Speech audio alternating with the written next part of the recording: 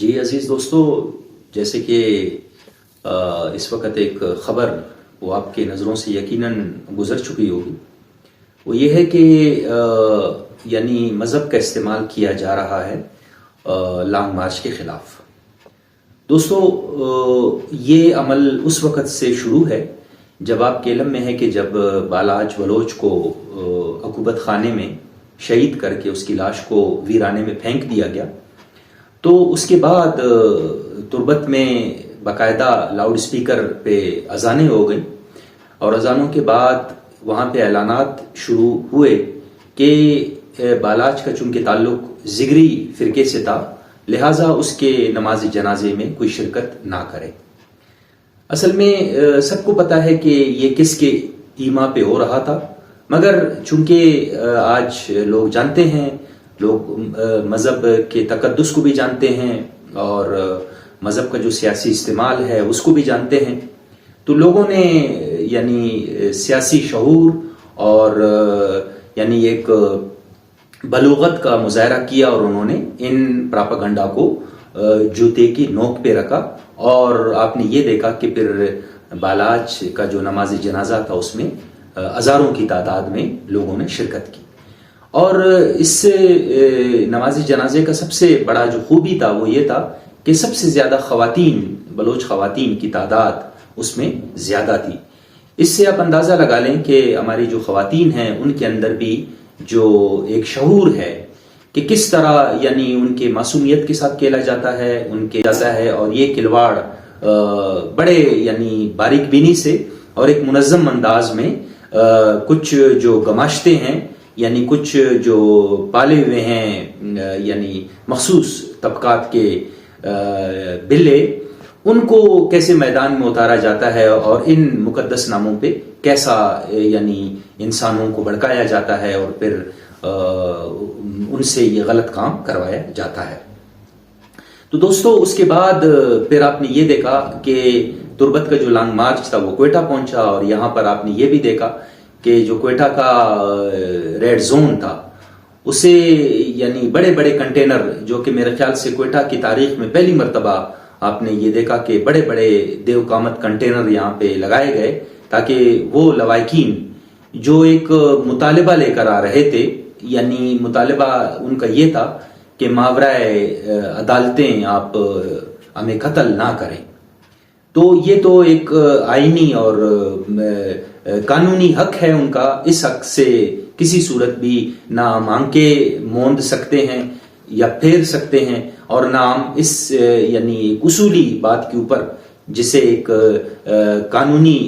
Baking ہے اس سے ہم انکار نہیں کر سکتے ہیں۔ مگر ان کے اوپر کوئٹہ میں عرصہ حیات تنگ کیا گیا، اور ریڈ زون کوئٹہ کا جو نام نیاد ریڈ زون ہے کہ جہاں پہ یعنی ہمارے جو اشرافیہ ہے وہ گورنر ہاؤس کی شکل میں یا وزیر اعلیٰ ہاؤس کی شکل میں، گو کہ ان کا وہاں پر گورکھ دندوں کے علاوہ عام آدمی کے لیے کوئی ان کے پاس کچھ بھی نہیں ہے۔ آج بھی جب آپ کوئٹہ کی سڑکیں آپ دیکھیں، یعنی ٹوٹی پوٹی سڑکیں آپ کو ملیں گی، وہی 1947 سے لے کے آج تک وہی ٹوٹی پوٹی سڑکیں ہیں، وہی کچرے کے ٹپ آپ کو ملیں گے بھرے ہوئے، وہی بھری ہوئی نالیاں آپ کو ملیں گے، اور ابلتے گٹر آپ کو ملیں گے۔ لیکن جب آپ گورنر ہاؤس کو دیکھیں گے یا وزیر اعلیٰ ہاؤس کو دیکھیں گے تو آپ شرمائیں گے اپنی زندگی کے اوپر کہ آخر ہم عوام کی زندگی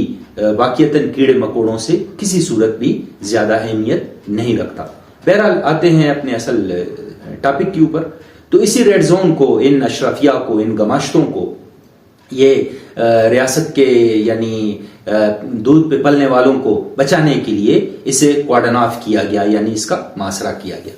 اس کے بعد پھر یہ لانگ مارچ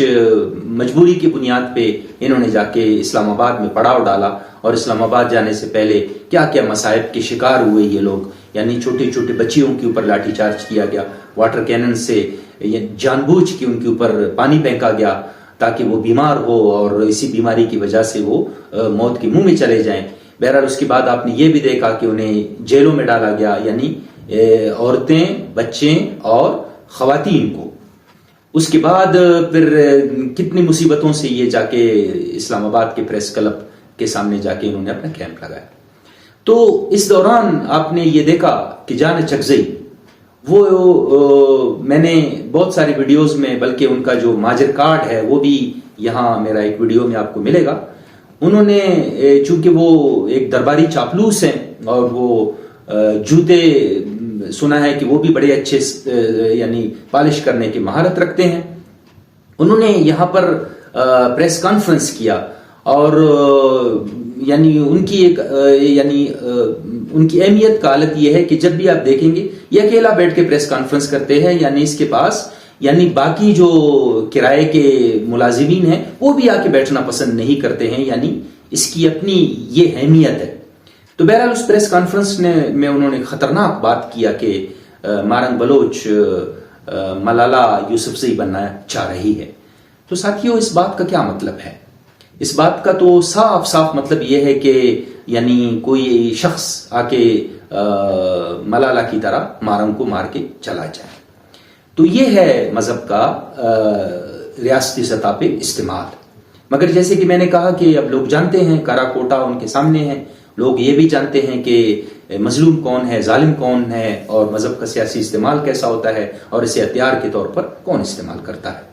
مگر یہ سلسلہ یہاں پہ نہیں رکا. اب گزشتہ 2 دن سے ایک ویڈیو آپ کے سامنے ہے. اس ویڈیو میں دیکھا جا سکتا ہے کہ ایک شخص ہے، اسے کس طرح جا کے یعنی آپ اس کو سن سکتے ہو کہ وہ کیسے نام لے لے کے کہتا ہے کہ یہ فلاں کتاب میں نے وہاں ان کے کیمپ میں رکھا اور انہوں نے اس کتاب کو اٹھا کے مجھے واپس تھما دی اور مجھے کہتا ہے کہ یہاں سے نکل کے جاؤ، اور اس طرح کی باتیں وہ یعنی یہاں پر بھی آپ نے دیکھا کہ وہ جان اچکزئی کا جو موقف ہے وہ یہ شخص استعمال کر رہا ہے اس بات کو. تو یہ یعنی اب یہ وہ کوششیں شروع ہو چکی ہیں یعنی اس انداز میں کہ کوئی بلاسفیمی کا مسئلہ پیدا کیا جائے مارنگ کے لیے یا بیبو بلوچ کے لیے یا سیمی دین کے لیے یا ڈاکٹر زہیر بلوچ کے لیے، جو اس وقت بھی یہ یعنی ریاستی حراست میں ہیں. تو ساتھیوں ایسا گناونا کھیل، ایسا گناونا عمل، اور وہ بھی اگر ریاستی بنیاد پہ کیا جائے تو آپ اس بات سے اندازہ لگا لیں کہ یہ ریاست اپنے عوام کے لیے کس طرح سوچتی ہے. یعنی اگر آپ اسے آئینہ دکھاؤ کہ بھائی یہاں آپ کے اربوں روپے کی لوٹ کا سوٹ ہے، اربوں روپے کا ایئر پیر ہے، اربوں روپے کے اپنا گپلے ہیں، تو اسے آپ بند کرو اور یہ جو لوٹ کا سوٹ ہے یہ اسے عوام کے اوپر خرچ کرو اور عوام کی زندگیوں کی حفاظت کرو، جیسا کہ آپ نے اپنے آئین میں کہا ہے.